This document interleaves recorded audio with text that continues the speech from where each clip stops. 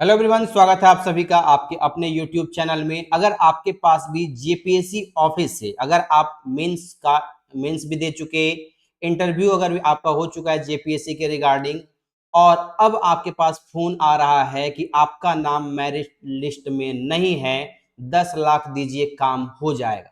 अगर इस प्रकार से कॉल आपके पास भी आ रहे हैं तो आप अलर्ट हो जाएं, सावधान हो जाएं, कहीं आप फिर से फर्जीवाड़े के शिकार न हो जाएं। लेकिन इस कॉल पर भी सवाल उठना चाहिए और छात्रों के साथ साथ जेपीएससी को भी इस पर जवाब देना होगा। क्या क्या सवाल उठना चाहिए, क्या जवाब आना चाहिए, इस पर भी हम लोग बात करते हैं। सबसे पहले ये स्कैम क्या हो रहा है वो भी हम लोग अच्छे से समझते हैं और जानते हैं, है ना। 2 दिन पहले ही न्यूज आता है कि हेलो, आपका नाम मेरिट लिस्ट में नहीं है, 10 लाख रुपए दीजिए काम हो जाएगा। इस प्रकार से कॉल आ रहे हैं उन छात्रों के पास में जो जेपीएससी का इंटरव्यू देकर अपने घर में रिजल्ट का वेट कर रहे हैं, है ना। उन छात्रों के पास क्या आ रहे हैं, कॉल आ रहे हैं कि आपके नंबर कम हैं, आप एलिजिबल नहीं हैं, है ना, आपके मार्क्स कम हो रहे हैं, तो आपको अगर रिजल्ट चाहिए, मेरिट लिस्ट में नाम चाहिए, तो आपको 2 से लेकर 10 लाख रुपए खर्च करने पड़ेंगे, है ना।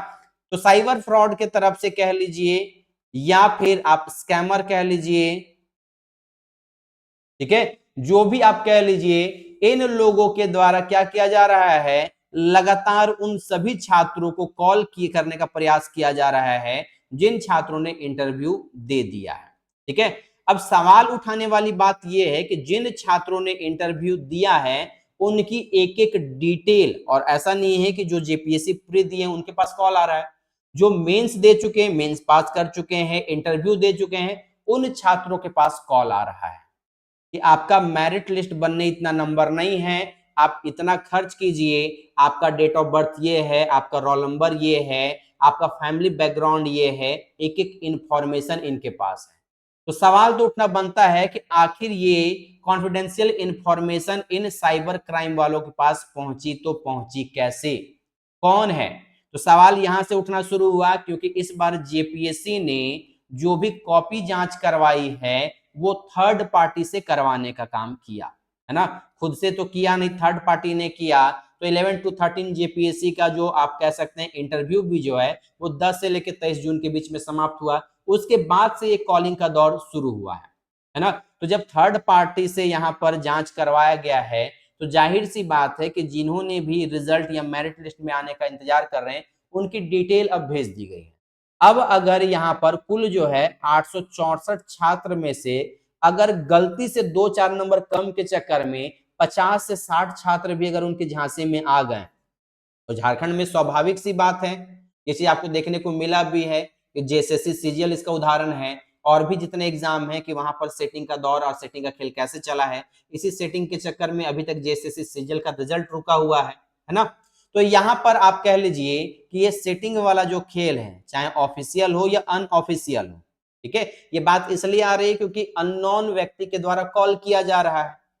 बात वही हो रही है ना। तो यहां पर जब ये बात निकल रही है कि जब पूरा का पूरा छात्रों का डिटेल उनके पास पहुंच चुका है तो कहीं ना कहीं ये सोचने वाली बात है और तुरंत इन पर एक्शन होना चाहिए। आखिर ये जो 5-6 नंबर से कॉल आ रहे हैं ये नंबर किसके हैं, कहां से इनको कॉन्फिडेंशियल इंफॉर्मेशन मिला, तुरंत यहाँ पर साइबर क्राइम, साथ ही साथ जेपीएससी, साथ ही साथ झारखंड पुलिस और भी जितनी जांच एजेंसियां हैं उनको एक्टिव होना होगा और वो पूरा का पूरा जांच इस पे करें। और करने के बाद जो है इस चीज को अगर गड़बड़ी हो रही है, फर्जीवाड़ा हो रहा है तो उस पर तुरंत जांच होना चाहिए और एक्शन भी होना चाहिए, है ना। अगर आप यहाँ पे देखिएगा तो जेबी केसेस आर्मी के द्वारा भी यहाँ पे सवाल उठाया गया है, ठीक है। क्या है, बिना जेपीएससी के सहयोग से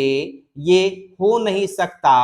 या सकती, कैसे इतनी संवेदनशील जानकारी लीक हो गई। मुख्य परीक्षा में सफल अभ्यर्थियों को पूरे विवरण के साथ कॉल किया जा रहा है, लाखों मांगे जा रहे हैं, अब सिर्फ मेरिट लिस्ट बननी है, ऐसे में कॉल आना काफी चिंताजनक है, ठीक है। और यहाँ पे झारखंड गवर्नमेंट और झारखंड सीएमओ तक को यहाँ पे टैग किया गया है। अब इसी तरीके से जितने भी अन्य पार्टियां हैं, अन्य पार्टी जितने भी हैं उनको भी झारखंड सरकार, झारखंड के राज्यपाल, साथ ही साथ आपकी जितने भी पार्टियां हैं वो एक दूसरे को यहाँ पे क्या करे, टैग करके इस चीज को नोटिस में लाए कि भाई साहब इस प्रकार से कॉलिंग का जो खेल चल रहा है, फुल डिटेल के साथ में, अननोन में भी कॉल नहीं आ रहा, फुल डिटेल फुल इंफॉर्मेशन के साथ में कॉल आ रहा है और छात्रों से डिमांड किया जा रहा है, यानी कि कहीं ना कहीं ये बहुत बड़े फर्जीवाड़ा को सामने लाने का काम कर रहा है। ठीक है, इस पर आपकी क्या राय है, क्या होना चाहिए, झारखंड सरकार और जेपीएससी को इस पर क्या एक्शन लेने चाहिए, इस पर आप अपने विचार दीजिए। इस वीडियो को ज्यादा से ज्यादा लोगों तक शेयर कीजिए ताकि मैक्सिमम लोगों को पता चले कि झारखंड में आखिर खेला होता है तो कहां से होता है